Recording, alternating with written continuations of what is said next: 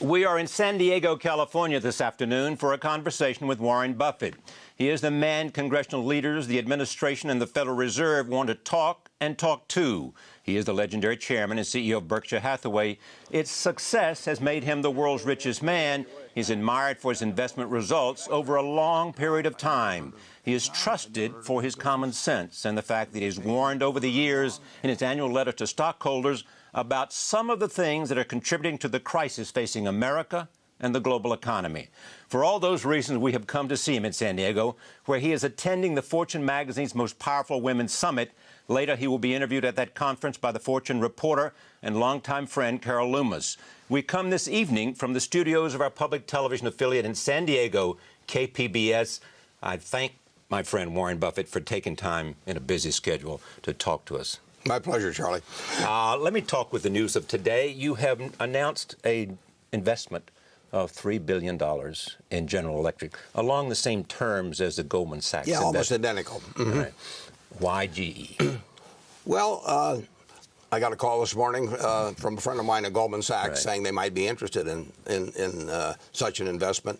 I'm familiar with the company. I've known the management, the current management, Jack Welch before Jeff Immelt. I've known them for decades. And so I understand their businesses. We do a lot of business with them. And, GE is going to, I think it's the longest running stock in the Dow Jones Industrial Average. It'll be 100 years from now, it'll be around. I hope I'm around then, too. And it was an attractive investment. And we've had a lot of money around over the last few years, and we're seeing some things that are attractive now. Are you looking at other things? I look at everything, Charlie. That's my job. I really do. I mean, every day. I'm thinking about everything. Yeah. I know. But cash is said to be king now. I mean, are you sitting on a lot of cash so that this is a time for Berkshire Hathaway and Warren Buffett to look carefully at a lot of opportunities? Yeah, we want to use cash. The reason we haven't used our cash a few years ago, we just didn't find things that were that attractive. But when people talk about cash being king, it's not king if it just sits there and never does anything. There are times when cash buys more than other times, and this is one of the times when it buys a fair amount more, and so we use it. There's a time to accumulate and a time to spend. Absolutely. Yeah, you want to be greedy when others are fearful, and you want to be fearful when others are greedy. It's that simple. And where are they now? Fearful? They're pretty fearful. Yeah. In fact, I in my adult lifetime, I don't think I've ever seen people as fearful economically as they are right now. Then why is that, you think? Well, it's because they have seen the credit market seize up. They've gotten worried about money market funds, although the latest proposition from government should take care of that. They've seen 8% of the bank deposits in the United States get moved very skillfully, I might say, within the last couple of weeks from institutions that they thought were fine a few months ago to other institutions. I mean, they are not wrong to be worried. Is it being felt, as people often point out, on Main Street? Well, it's been, I read about auto sales today. I mean, if you're an auto dealer, you're feeling it. If you're a furniture retailer like we are, you're feeling it. If you're a jewelry retailer, you're feeling it. I know some of these businesses because we're in them. Yeah, it's being felt, but it'll be felt big time more if we don't do something about it. What's going on? The Senate will vote sometime this evening. Right. Are you satisfied with that rescue plan? Well, I don't think it's perfect, but I don't know that I could draw one that's perfect. But I'd rather be approximately right than precisely wrong. And it'd be precisely wrong to turn it down. I mean, we have a terrific economy. It's like a great athlete that's had a cardiac arrest, and it's flat on the floor. And paramedics have arrived, and they shouldn't argue about whether they put the resuscitation equipment, a quarter of an inch this way or a quarter of an inch that way, or they shouldn't start criticizing the patient because he didn't have blood pressure tests or something like that.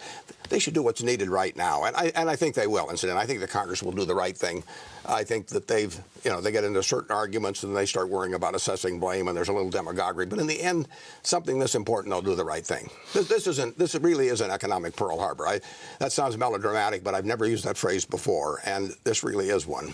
But go through why that is true, beyond the fact that there's a freeze on credit, beyond the fact that nobody's making loans, beyond the fact that banks don't lend to banks, beyond the fact that Treasury bills are at a low.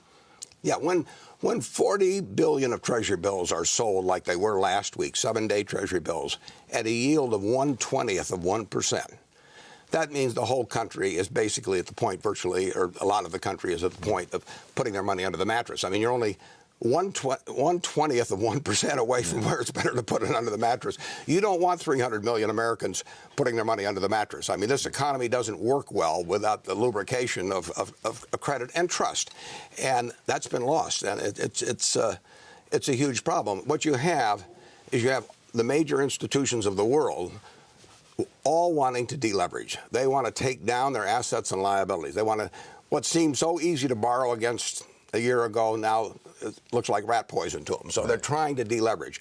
There is only one institution in the world that can leverage up in a way that's at all a countervailing force to that. That's the United States Treasury. Are you approving of what has been taking place along the stages that got us to where we are now? Well, whether it's Bear Stearns or Lehman Brothers or AIG or Freddie and Fannie or what you've done with Goldman Sachs and the rest? Yeah, I think that basically the right things have been done, but no one saw the tsunami coming, fully. And so when Bear Stearns came along, it looked like if you stopped the flood at that point, you didn't have to worry about being downstream from it. And I think the Fed did the right thing there. And I really thought that would probably halt runs on other major institutions, but it didn't. We have seen wave after wave, and admittedly, there's been somewhat of an ad hoc response to it, but I'd rather have an ad hoc response than no response at all. And I don't think the Treasury could remotely have gone to Congress 3 or 4 months ago and laid out the scenario of what's happened and been credible and gotten the necessary tools. I think it took a crisis like this. And asking for the power it was asking for and the levels it was asking for. No, they wouldn't have gotten it. So I think it's been, kind of like a tragic play to this point. But at this point, I think it's clear, and it will be clear to a majority of the Congress, I think it's clear to the American people, that there is only one countervailing force to a world where financial institutions are trying to sell instruments every day and where credit has dried up, and that's the United States Treasury. But at the same time, there has been, and Congressmen and women will tell you this, a resistance across the country because they think, as you well know, it's a bailout of Wall Street, and that they are sitting there in their own economic life, and nobody's coming along to say, we're here to help you, we're from the government. Yeah. Well, the patient that's on the floor with a cardiac arrest is not Wall Street. It's the American economy. Yeah. I mean, do you think they understand that yet? Because that's the question of communication. Yeah, I think they probably don't. And I think anytime you couple the term Wall Street with bailout or something like that, I don't like what's going on at Wall Street. I don't like what's going on in executive compensation. But I don't want to give a lecture to this body that's out there, having had the heart attack. I want to get it back functioning. And as a practical matter, I mean, if you were at Bear Stearns and you were a shareholder, you lost 90 to 95% of your money. A good many lost their jobs. They lost very cushy lives, many of them. If you were at Lehman, the same thing happened. If you were at AIG, the shareholders are getting creamed on these things. And those shareholders are not just a bunch of big shots in Wall Street. Those are pension funds, and those are investors all over the country. I wouldn't worry too much about that. Justice won't be perfect on it. I mean, you may be very mad at some guy that walked away with a huge golden parachute, but that really isn't the important thing. I mean, if Pearl Harbor came along, you could have said the planning was wrong by the military ahead of time, or maybe the battleship shouldn't have all been in the harbor and all that kind of thing. Right. It doesn't make any difference. It's the job, it's Pearl Harbor. And you better not spend weeks and weeks and weeks trying to assign blame or deciding on a complete plan for fighting the whole war, and letting a committee decide where the battleship should go and all of that. You better spring into action with the best people you have. You have never seen anything like this in your life. No, I haven't. Yeah. There are those who argue that we're headed for a recession, and they look at depression as the great fear. Sure. Is that a possibility if this plan doesn't work? Yeah, it's a possibility. Yeah, we have about 6.1% unemployment now. We've been in a recession by any common sense definition, because if you look at the American public, they've got 20 trillion, I should say, worth of residential homes. They got 20 trillion worth of stocks, very roughly. Those are the two big assets of American families. They're both down dramatically, for different families. But 95% of the people, at least, are worse off in terms of their residential wealth plus stock wealth from a year ago or 2 years ago. That is bleeding into the real economy. I mean, that's bleeding into auto sales and jewelry sales and furniture sales and all that. But that wave is just starting to hit. And if the paralysis we have in the credit markets, if every company continues to feel all we want to do is get our balance sheet down, sell assets, it's just the start of what can happen. Unemployment's going to go up under any circumstances. I mean, the 6.1 is going to go higher. But whether it goes and quits at 7 or whether it quits at 10 or 11 or 12 depends on, among other things, the wisdom of Congress and then the wisdom of, in terms of carrying out the plan that Congress authorizes. Would you say that this plan, which you have argued very strongly the Senate ought to pass and the House ought to pass, is simply the plan that we have, and I don't have a better idea, but it's essential for the confidence of the nation and the system? Yeah, and I just worry about whether it's enough. But I think it is. What? Every day that goes by, I mean, if you don't react to Pearl Harbor for a week or 2 weeks or 3 weeks, you are behind in the war that you otherwise would have fought.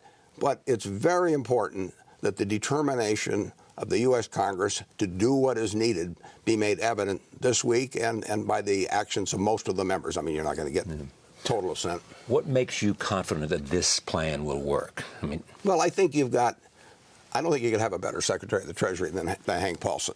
I mean, he is in there at the wrong time. He probably shouldn't have taken the job. He's a friend of mine, but he knows markets. He knows how corporations work. He knows money, and he's got the interest of the country at heart. And so you've got the right person. You got a wonderful person with Sheila Bair. Most of the viewers have never heard of Sheila Bair. Sheila Bair, in the last 2 weeks, has taken 8% of the deposits in the United States and seamlessly moved those over to sound institutions, which in turn have gotten more capital into them. It's been a magnificent job. 8% of the deposits in the United States, tens of millions of depositors, and nobody's ever heard of her. She'll never get a golden parachute or any severance pay or anything. She's done a great job. We've got some great public servants.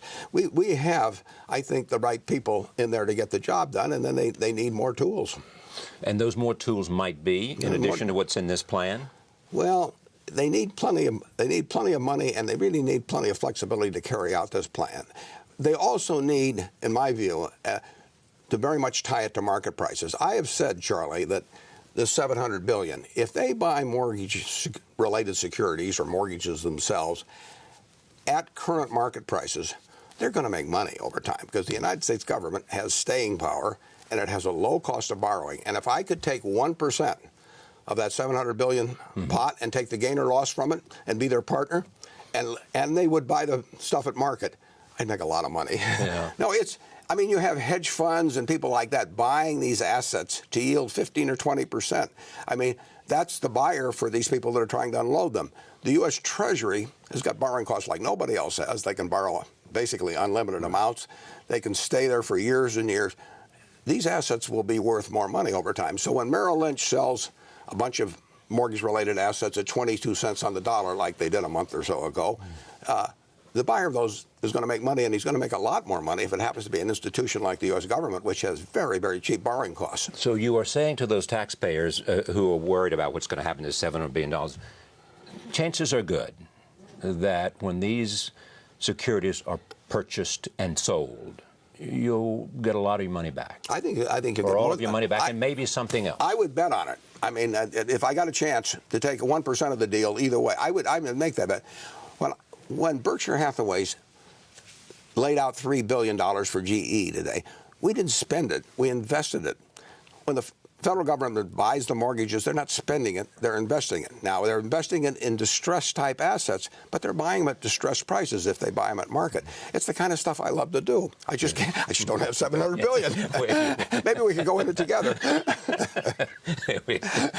With your money and my brains, I mean, there's no telling how far we can go. Whatever. I'll take the deal, whatever you want to do.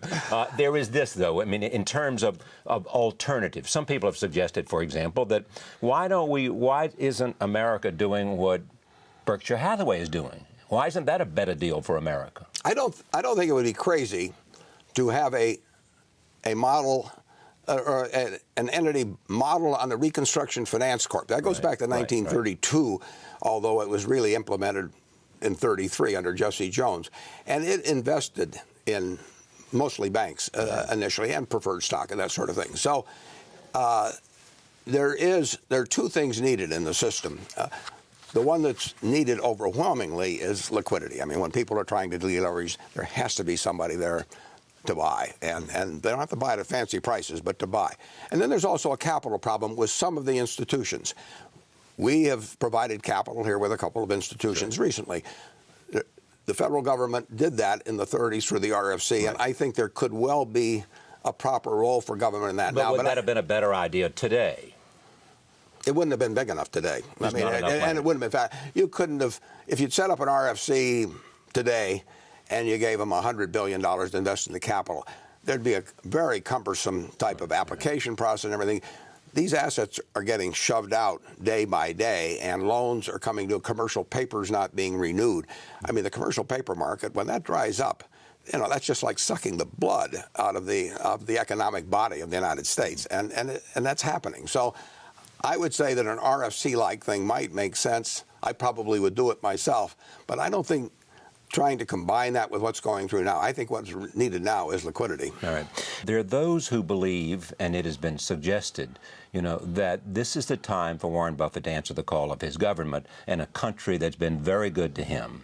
I mean, what are you prepared to do yourself beyond run Berkshire Hathaway well? That's my job, but any time I can be of help to the government in terms of giving advice. I've given a little advice, actually. Yes, most of it, some of it gets ignored when it really counts. But anyway, no, I am obviously willing to do that. I'm here tonight talking about this, you know, for that reason. It isn't going to do anything for Berkshire Hathaway. Well, that isn't really true. I mean, anything that enables this economy to run in the manner that it should. I mean, we've got the same plants out there we had 2 years ago. We've got the houses. We've got people that are more productive than they've ever been in the history of this country. We've got a wonderful economic formula in this country. But right now, it is being, it's been brought to a halt by some events that, well, it's the deleveraging that's going on right now that has caused the credit crisis. I mentioned earlier in this introduction to you, if you read your letters to your stockholders, which you write and Carol Loomis edits every year, and you think of your sister as the person you're talking to, trying to explain. Two sisters, yeah, right. Bertie adores. You have talked about derivatives. Derivatives are in part at the core of this problem, yes? AIG would be doing fine today. It was one of the 10 largest companies in the United States in terms of market value, over $200 billion, the most is respected insurer and everything in the world. If they'd never heard of the word derivatives, they'd be doing fine. Everybody going to work in the morning, and they would have no troubles. But it was very easy to do because very tempting to write numbers on little pieces of paper, and you can kind of report the profits you want to, and there's no limit on it. I mean, there's no capital requirements to it or anything of the sort. And basically, I said they were possibly financial weapons of mass destruction, and they have been. I mean, they destroyed AIG. They certainly contributed to the destruction of Bear Stearns and Lehman, although Lehman had other problems too. Yeah. I'm interested in this because people are asking themselves, how did people get away with murder here? Were there people who simply gamed the system and took advantage and made huge amounts of profit, and we had excesses that inevitably led to where we are today? Well, we had all of that. But I would say the biggest single cause was that we had an incredible residential real estate bubble. I mean, you can go back to tulip bulbs in Holland 400 years ago. Yeah. The human beings going through combinations of fear, greed, and all of that sort of thing, their behavior can lead to bubbles. And it may have had an internet bubble at one time, and you've had a farmland bubble in the Midwest, which resulted in all kinds of tragedy in the early 80s. But we have had 300 million Americans, their lending institutions, their government, their media, all believe that house prices were going to go up consistently. And that got built into a $20 trillion residential home market.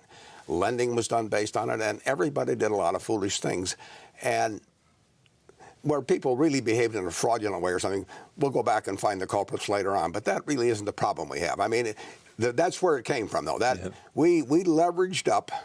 And if you have a 20% fall in the value of a $20 trillion asset, that's $4 trillion. And when $4 trillion losses land in the wrong part of this economy, it can gum up the whole place. And it continues with respect to the housing market. It continues. And some will argue that we have to do something about that in terms of the long-term recovery of the American economy. Well, there's no question we have an excess stock. The good thing is we have household formation in this country. We have a country where, I don't know whether it's 1 million households a year or more, but get formed. So we can eat off an inventory. But the inventory is too big, and house prices just soared beyond reason in many places, and they got financed in silly ways, and people lied about loans. All kinds of excesses entered into it. But that is that is the single biggest cause of why we are here. And should wise people have known better? Well, people always should know better. I mean, people don't get smarter about things that get as basic as greed and you can't stand to see your neighbor getting rich. You know you're smarter than he is, and he's doing these things, and he's getting rich, and your spouse is getting unhappy with you because you aren't doing. Pretty soon you start doing it, and so you get what I call the natural progression, the 3 I's: the innovators, the imitators, and the idiots. And that's what happens in financial markets. We've been through all 3, have we? Everybody just kind of goes along, and you look kind of silly if you disagree. I mean, you could have these crazy internet valuations in the late 1990s, but they proved themselves out in the market. I mean, the next day they were selling for more than they were the day before, and people said, you're crazy if you don't get in on this. So it's very human. Now, with housing, it's something even more dramatic than that, because most people aspire to own their own home. And if you really think that housing prices are going to go up next year and the year after, you feel, if I don't buy it this year, I'm going to have to buy it next year. That's not true of an internet stock, but it's true of a home. And then when somebody makes it very easy for you to do it by saying you don't really have to put up any money, or you can lie about your income a little, or we'll give you a 100% mortgage, you're going to do it, because everybody that's done it has been proven right. You have what they call social proof, and you're going to feel like an idiot if you didn't do it. Next year the house costs more. It's found money. It's found money, sure. And so when you look at where we are going, there seems to be 2 issues that are apparent to me, at least: risk and leverage. We just lost sight of risk and leverage. Yeah, what was appropriate. People will do, again, because it pays off for a while. I mean, you can use leverage, and it's the only way a smart guy can go broke. I mean, it basically is if you owe money, you can't pay tomorrow. If you just pay for everything and you do smart things, eventually you get very rich. You can do smart things and use leverage, and if you do one wrong thing along the way, it can wipe you out, because anything times 0 is 0. But it's so reinforcing when the people around you are doing it successfully, you're doing it successfully, and it's a lot like Cinderella at the ball. I mean, at midnight everything's going to turn to pumpkins and mice, right? But as the evening goes along, I mean, the guys look better all the time. The music sounds better. It's more and more fun. You think, why the hell should I leave at 11:45? I'll leave at 2 minutes to 12. But the trouble is, there are no clocks on the wall. And everybody thinks they're going to leave at 2 minutes to 12. And you're having a good time. Yeah, sure. Yeah. So if this plan, you hope it will do what? It will loosen credit. It will stop the slide and the panic. People will have more confidence. Confidence is key. Confidence is key. You're not going to put your money. You're not going to leave your money with me unless you're confident I'm going to give it back to you. And at this point, when Treasury bills, that 7-day Treasury bills at 1/20th of 1%, it's not because people want to earn 1/20th of 1%. It's because they trust the fact the Treasury will give it back to them next week. Right. And I'm sitting with $6.5 billion we're going to use to close the Mars Wrigley deal on October 6th. Right. I've got to hand over that $6.5 billion on October 6th. Now, I have to be very careful about where I leave it in between now and then, because they're expecting me to show up. When I lose confidence in other people, all kinds of institutions, and there are plenty of them that I've lost confidence in, then their funds aren't available. They don't have it for the next. I mean, the whole economy just comes to a grinding halt. And confidence in markets and in institutions, it's a lot like oxygen. When you have it, you don't even think about it. I mean, it's indispensable. You can go years without thinking about it. When it's gone for 5 minutes, it's the only thing you think about. I mean, and that's exactly, the oxygen has been sucked out, of the credit markets and confidence. And there has to be, it's got to be given a jump start, basically. And that's what this plan is about. That's what I hope it gets done. And if it doesn't work? You turn the spigot, but you don't get it. I have argued with the senators and congressmen I've talked to, you don't want to be too little, too late. Now they're being, they're being somewhat too late in my view. But I'm glad they're, but that's okay. I mean, we're going to argue for a few weeks after Pearl Harbor to decide whether it's really the Japanese that attacked, or whether we should actually commit a few battleships. But the too little part, you know, it could be a mistake. I mean, this has to be done on a big Too little scale. meaning in terms of dramatic steps or the amount of money you're spending? Or It's whether people think it's too little when you get all through with it. I mean, in the end, $700 billion is a lot of money, and it will buy a lot of distressed property. And if you buy them at the right price, you may be buying $2 trillion market value. I mean, $2 trillion of face value for something. Yeah. The one thing you don't want to do, it doesn't make any difference what the guy paid for it that you're buying it from or what its carrying value is. You've got to buy it at market.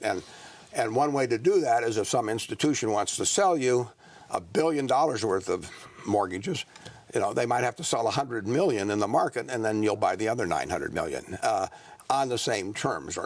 Now, the very fact that this has been authorized or will be authorized, I hope, will firm up the market to some degree, and that's fine. But you don't want to have artificial prices being paid. What do you believe might never be the same?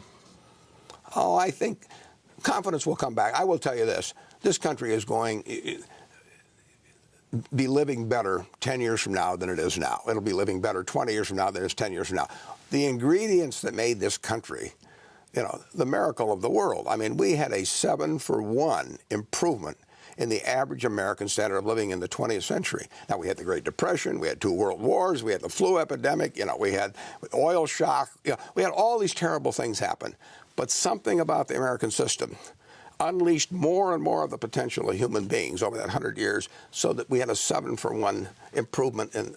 There's never been any. I mean, you have centuries where if you got a 1% improvement of them in something. So we've got a great system, and we've got more productive capacity now than we ever have. The American worker's more productive than he's ever been. We've got more people to do it.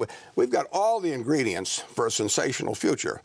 It's just that right now the athlete's on the floor. But this is a super athlete. And what's the impact of the athlete being on the floor around the globe? Plenty, and we're finding that out. And the same things happen to quite an extent around the globe. I mean, the European banks were doing what the American banks were. And they are failing now, too. Yeah, I mean, they were getting the mortgage of some guy in Omaha, you know, securitized a couple of times. I mean, you had all these types from Wall Street, you know, and they had advanced degrees, and they looked very learned, and they came with these things that said gamma and alpha and sigma and all that. And all I can say is beware of geeks, you know, bearing formulas. They've learned that in Europe. Have we learned something about decoupling or the American economy in terms of its impact? For example, China, a place where you've had investments and you know well. Yeah. We just made a new one a couple of days ago. What was that? In a company called BYD that may develop a really good electric car, I hope. Is there an operative narrative to the kinds of investments you're making other than you look at and you buy on value? You look at management, you look at a place that can absorb the amount of money you want to invest, and you look at its prospects, and you look at price. Yeah, they have to be pretty good size for us now to move the needle. Right. But we look for fairly large situations. We look for things I can understand. A lot of businesses I don't understand. So some guy may know how to make money in cocoa beans, but I don't. So I'll just let him have that. But it's got to be something I understand. It's got to be a business with fundamentally good economics. It's got to be a management that I like and trust and admire. And then it's got to be a price that makes sense. And lately the prices make sense, don't they? The prices make a lot more sense now, yeah. Now, is it... And I'm not worried at all about the investments we make. I mean, this country... We've got $46,000 or $7,000 of GDP per capita now. We've done pretty darn well. We'll do better in the future. I am not worried about the country. I'm just worried about anything that gums up the potential of the country. And right now it's pretty gummed up. Okay, but we do this emergency urgent rescue. Right.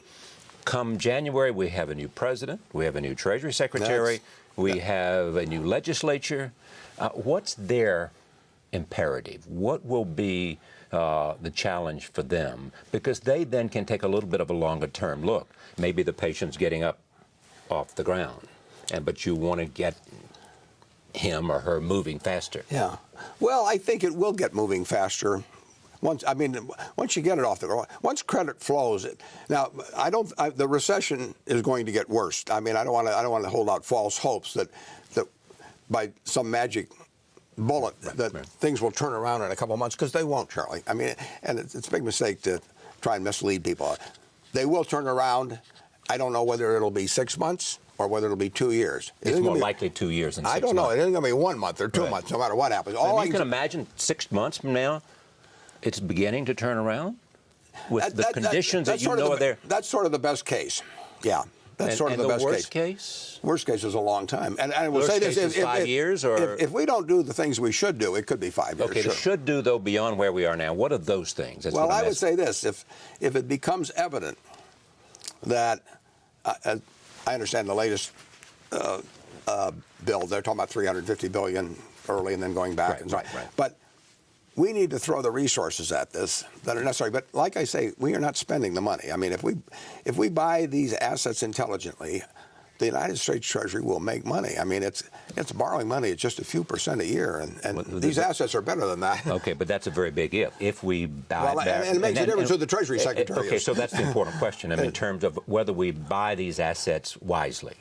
I would say it's more important who the Treasury Secretary is than who the Vice President is. If you want to have a debate here, I'd like a debate between two potential Treasury Secretaries than the Vice Presidential. Well, it might be a good thing for the presidential candidate to tell you who it is they're going to be listening to and who might be a potential Treasury Secretary. Well, the presidential candidates will tell you they'll listen to you. I mean, yeah, I assume they're telling you that, aren't they? Well, no, but I mean, it's not their job to narrow the candidacy field. When all these people call you up, what are they asking you? I mean, you're hearing from your friends and people in the Fed. I mean, you've been through this before too. I mean, you were at long-term capital. A lot of other times, you have had to face difficult crises. I've seen a lot of things happen. So they come to you and they say, "You fought wars before, Warren. We'd like to talk to you." But what's the question they're asking? What is it they want to know? And I'm talking about smart people who are charged with fixing it. Yeah. Well, lately they've been asking, "Will this work?" Right. Yeah. And you're assuring them that if they do it, it will. If they do it, I don't know who the next Treasury Secretary would be. I would say this. I would. They hate this term in Washington, obviously, but I would hand something pretty close to a blank check to a fellow like Hank Paulson. Would you? To Really? find, yeah. Well, a blank check? $700 billion. Go spend it. Yeah, go invest it. Right. Go invest it, and maybe put up a little of your own money up beside it. I mean, I might ask Hank to co-invest with me. That's right. But no, I think that trying to invest through 535 people is a tough job, so I would give more latitude. That isn't going to happen, and I am forgetting. Can't you do it with oversight? I mean, that's what the Congress was saying. Oversight is terrific. Do it with oversight. But don't try to make the decision. No, I think I think oversight is great, and I think that oversight ought to be devoted almost entirely to the question: is this being done at market? In other words, you want to make sure that the government isn't investing foolishly, but you don't want to. You don't want to care about which congressional districts it goes to, or whether banks get favored over. But how do we determine whether it's being done wisely? Well, I think that's a big question. Yeah, I think you'll have plenty of scrutiny as how money's invested. I mean, just like the RFC. When the RFC operated, people knew which institutions they were buying preferred stock in, and it worked very well. But is this different from the Resolution Trust Company because they're talking about securities, not real estate? Yeah, well, Resolution Trust Company was set up to liquidate a bunch of assets that the government had inherited because the savings and loans went broke. So the savings and loans went broke. The government stepped in, paid off depositors, and now they're left with this mass of assets to sell. We're not talking about selling here. We're talking about buying intelligently. They were selling what they got handed to them by a bunch of savings and loan operators that, in many cases, had done some very dumb things. But their job was to liquidate it, and they liquidated it. Well, this is an entirely different proposition. All right. You have said to me before that capitalism is not a perfect system. It may be better than all the other systems, but it's not a perfect system. You've talked about it in terms of some of its failings. People are looking at this now and saying, excesses of capitalism, number one, markets that don't work. And there's some people in certain countries are pointing a finger at us and saying, see, we told you that the markets will not always deliver for you. Markets aren't, people do. As long as you have markets, you'll have excesses. People went crazy with tulip bulbs. They went crazy with the South Sea bubble. They went crazy with internet stocks. They went crazy with the uranium stocks back when I was first getting started. I mean, you're not going to change the human animal, and the human animal really doesn't get a lot smarter. Now you can have institutions that put curbs on that in various ways, and actually with the banks, they have various capital ratios and that sort of thing. But the banks got around them. I mean, they set up sieves and that sort of thing just to get more leverage. People love leverage when it's working. I mean, it's so easy to borrow money from a guy at X and put it out at X plus 1. Everything's going up. Yeah, but if you don't get your X plus 1 back and you still owe the X on the other side, you're in trouble. There is this, too, accounting. you have strong feelings about accounting and mark-to-market. Right. Tell me where you are on that issue. And a lot of people disagree with me on this. I believe in mark-to-market. I think that accounting, in 1974, Charlie, it was either 1974 or 75, we owned a bunch of common stocks at Berkshire Hathaway. Right. I told our shareholders what the market was, and we used that. I said, I think these things are worth a lot more than market, and I think we're going to make a lot of money out of it. But this is what they're worth today. And I don't think anybody gets hurt by telling the truth on that sort of thing. And I think that once you start saying we're going to peg these things at some price that isn't market, God knows what what a financial statement. The other argument these people make who argue against you will say the assets are worth much more than mark-to-market says, and therefore they're not worth it today. Therefore, we're not seeing a reality. Well, but that is the reality, and that's the reality of what they're going to sell them to the Treasury for. I hope too. You'll get market. You get in a lot of trouble when you start putting fictitious numbers on value. On value. I mean, you can explain the fact that these are depressed prices. We think these assets are going to be worth a lot more, and I think that case can be made in certain situations.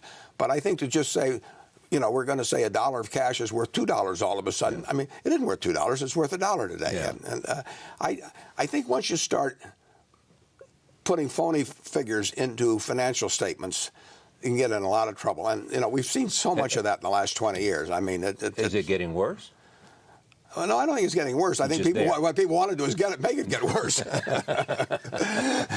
But I mean, what would you reform about that in terms of the way the accounting process? I think you'd keep mark-to-market. The rules get ungodly complicated. I mean, it's a nightmare to administer some of this sort of thing. But I want to tell the shareholders of Berkshire, to the extent we own marketable securities or things for which there are markets, even if those markets are, I want to tell them what it's all about. As a matter of fact, I've already written a section of the annual report for next year explaining why I think in one case that the figures on our balance sheet as calculated are wrong. But it's the standard way of doing it. It's holy writ. The SEC wants us to do it that way, and we'll do it that way. And then I'll explain why I think it's wrong, and shareholders can read it and see whether they agree with my logic or don't. When you look at the prospects for this country, there are other people who argue, that America, as good as it is, it lives in a world today, and there are books being written in which our supremacy, our primacy, will now have to be shared.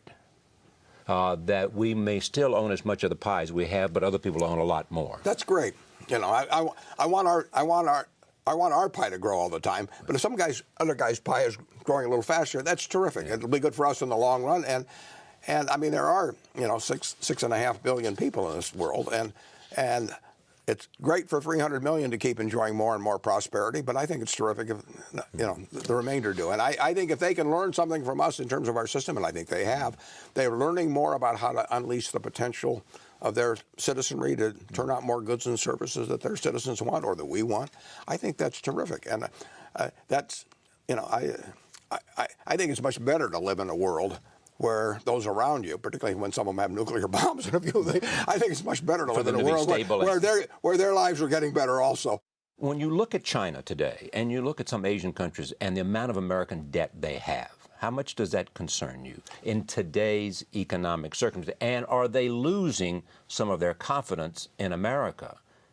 And does that pose a huge problem for us? Well, somebody's buying these Treasury bills at 1/20th of 1%. I mean, we have been consuming about $2 billion a day of goods and services beyond what we're producing. In other words, the rest of the world sends us about $2 billion a day net of something. We got to send them something in return, don't we? So we send them little pieces of paper. Now, it'd be nice if they stuck them all under a mattress, but they got to buy something with them. Sometimes they buy our Treasury notes. Sometimes they set up sovereign wealth funds. They can do all kinds of things. They can buy our companies here.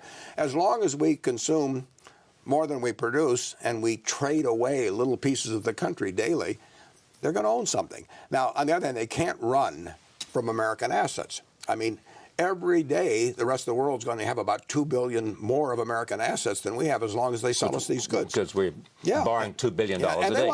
And they want to sell us these goods. Yeah, but you don't believe that's good. I mean, you believe that an increasing current accounts deficit is bad. I think it's bad. And it reflects America's consumption ideas rather than its saving ideas. Yeah, but how does that change? Well, I laid out kind of a Rube Goldberg plan a few years ago, which I don't like myself, except I like it better than the alternative, which is what we're doing. But we have actually been pretty good on exports. I mean, we are exporting 12% of our GDP now, roughly. Right. That was 5% many years ago of a much smaller GDP. So the rest of the world really likes our stuff pretty well. It's just we buy so damn much of what they produce. And I think that should be something addressed by an administration. I don't think it's the most pressing problem now at all. We are trading away a little bit of our country all the time for this excess consumption that we have over what we produce. That is not good. I think it's terrible over time.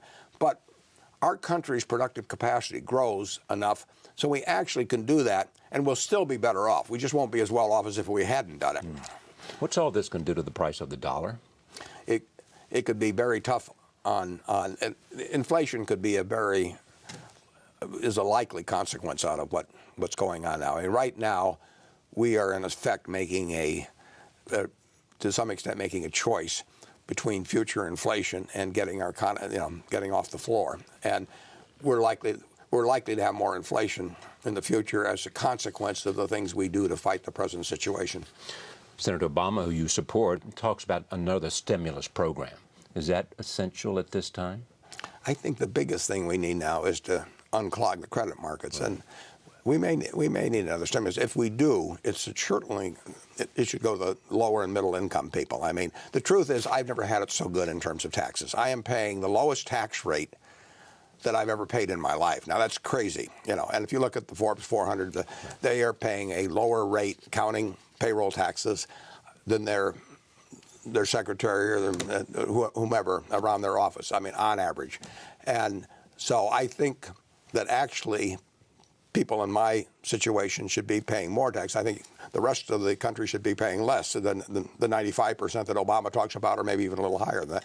But I think that a stimulus plan should really be geared to the people. You know, you've got what, 24 million households, 1/5 of the households of the United States. You have earning, $21,000 a year or less. An average of close to 4 people, well, 3 people in those households, 2.5 people actually probably. But just imagine living on $21,000 a year, Charlie, $22,000 a year. I mean, you have 20% of the population doing that, so they don't have to worry about guys like me. I mean, I would push purchasing power. You push out $1,000 a person to those people, it's going to get spent, and it needs to be spent. They need it. And it should come to some extent from guys like me. But what about the capital gains tax? Well, the capital gains tax is 15% now. Right. So I sit there in my office and I make a lot of money by capital gains, and I pay 15%, and I pay no payroll tax on it. Right. The woman that comes in to take the wastebasket away, she's paying 15.3 or whatever it is. Payroll tax alone. I mean, it is. I've never had it so good. So therefore the capital gains tax should be changed to 18, 20, 25, 30? I think it's terrible for people to, in effect, to say that income from investment should be taxed at a much lower rate than income from labor. I mean, I just think that we're going to spend $3.1 trillion, or something like that this year. We're going to only raise about $2.6 trillion or something. You're going to raise it from somebody. Now, who are you going to get it from? You're going to get it from me and you, or are you going to get it from the people that drive the taxi that brings me here, or whatever it may be? I mean, you got to get it from somebody. And everybody's against paying tax themselves. I feel the same. Everybody feels that way. But if you want a government that's going to do the things we ask our government to do, you've got to get it from somebody. And over the years, particularly the last 6 or 8 years, they've taken less and less from a guy like me. Now, everybody likes to talk about how the top 1% pays this percent of the income, but the income tax is, we'll say, $1.3 trillion. The payroll taxes are over $900 billion. That $900 billion, that doesn't come from me. I mean, I pay it on the first 100,000 or something like that.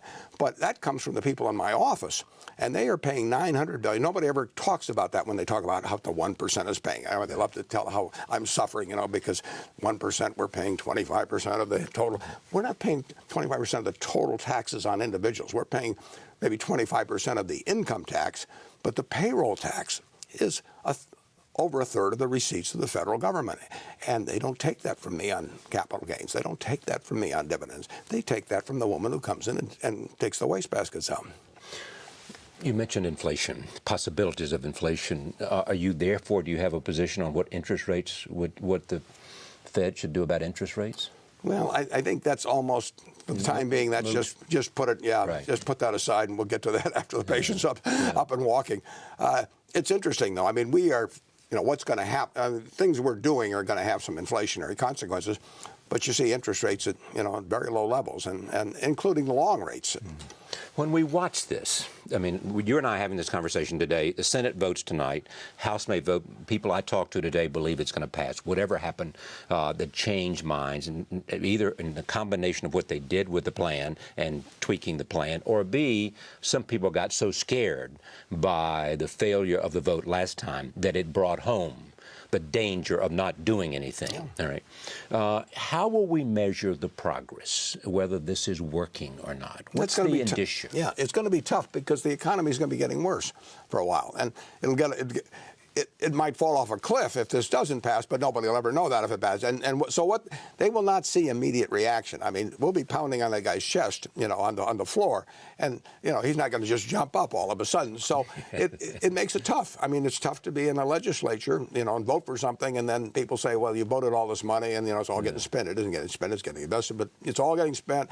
Nothing's happening. How could you have done that? You haven't done anything for me. I mean, you go through all of that, and that's going to be tough. And what it really takes is leadership that knows what it's all about and can explain what it's all about, and that but people will believe it. But hasn't that been missing, though, leadership that can explain what it's all about? Absolutely. I mean, the reason you're here and the reason I want to have a kind of fireside chat with you, it is that somehow it hadn't gotten through. Well, the idea, go ahead. When the President of the United States goes out at, 8 o'clock in the morning, and then his own party votes against him 2-1 in the House, you know that somehow a message isn't getting out. No, it takes real leadership. I mean, Roosevelt didn't, when he came in, he didn't print any money, well, he actually may have done a little bit of that, but it wasn't like, you'd got the greatest economics professor in the world or anything else, but he did restore confidence. I mean, and they did a lot of things, and you needed it. You needed to jumpstart the economy. It took a long time. I mean, the world did not change, in 1933 or 4, but we put in things like the FDIC. I think the FDIC was one of the great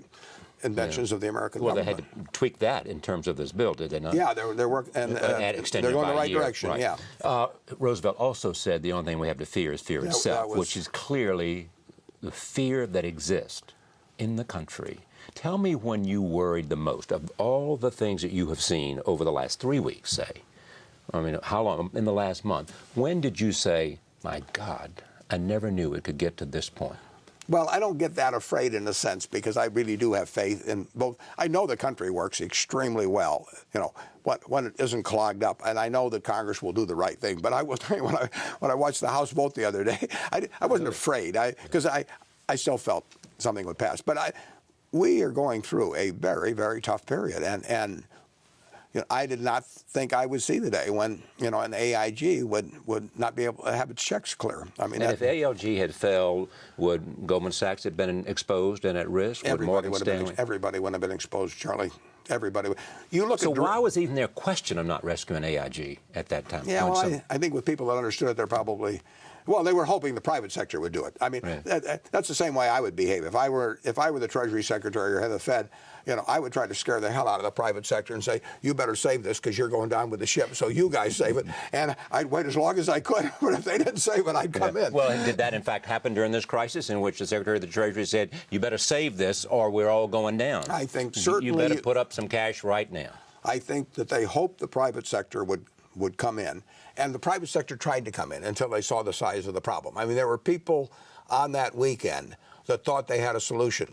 And then the hole kept getting bigger and bigger. And all of a sudden it became apparent that 20 billion wouldn't do it, and 30 billion wouldn't do it, and 40 billion wouldn't do it. So it got beyond anybody's ability to certainly to do it in a short period of time. There was not enough capital available from the government. It's an unknown situation. You have a derivative book called AIG Financial Products. Nobody's ever heard of it, except it was a terrific profit center. You could manufacture earnings out of, do all these things, and I will guarantee you that the top management, and I'm not knocking them for this, I don't think I could have done it. They couldn't get their mind around it. I bought a company called General Reinsurance in 1998 that had a similar but much smaller operation, had 23,000 contracts in it. And you said I had to get rid of it. I got to get out of this. It cost me $400 and some million in a benign situation. But when this was not a benign situation, if AIG had tried to unwind the derivative books, I don't know, it would have hit every institution in the world.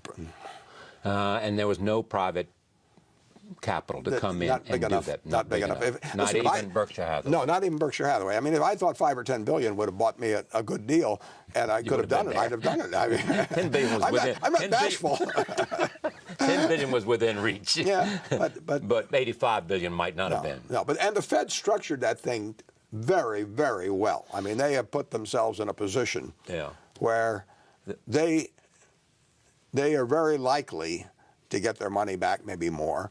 They participate 80%. I mean, they drove tough terms. I mean, I want to hire the guy that made that deal. He'd fit in well at Berkshire. Yes. A lot of people are looking at you in Goldman Sachs and GE saying, I want to hire the guy that made that deal for you. No, Tim Geithner did a better job on this one. So we come down to the close of this conversation, and you have been warning us about certain kinds of things. I hear from this conversation, too. This plan is essential now. Otherwise, we're in a very, very difficult place. And each week we go back beyond not doing something. We get deeper, and it becomes more irreversible. And, whoever said, an ounce of prevention is worth a pound of cure understated it. And an ounce, a pound of cure that's delayed another 6 months is need a ton of cure later on. I mean, it would be crazy not to do this. It will not produce dramatic results, though, in the economy. That's what people have to understand. You're going to see unemployment go up. You're going to see lousy earnings in many businesses, and you're going to see people unemployed. You're going to see more people unemployed. But the difference, Charlie, if we bottom this thing out at 7% unemployed versus 9%, that's 3 million people. That's 3 million people that, if we do it wrong, lose their jobs unnecessarily, in my view. I mean, I've never been unemployed. I've never been very fully employed either. But just think of what it's like, to go home with a mortgage payment, and kids and everything else. My dad had that happen to him in the early 30s. You don't want to create 3 million people more unnecessarily. But I don't think you can. That's the depression. It really is, and you can't help some increase from this point. I don't want any viewer to go away think the magic wand exists in Congress. So they're going to see some more bad news, but if we do this, we're doing the right thing, and the system will work over time. There's no question. We got a wonderful system. Okay, but I'm going to come to that in the end. Do we need to do anything about the system?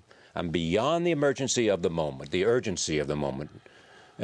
Come January, about the system, lots of talk about regulation, as you know, and finding the right balance. Lots of talk about whether government involvement is an idea we need more of rather than less of, rethinking sort of what President Reagan brought to fore. Once we get the athlete back, we can tell him to change his diet a little, or exercise a little more.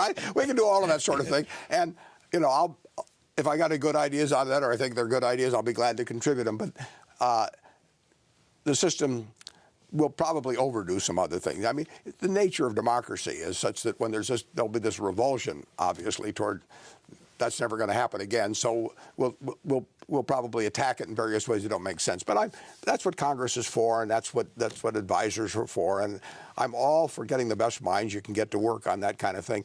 Like I said, I don't think it'll be done perfectly. Maybe we'll end up with a little bit better system at the end. We had a pretty good system over time.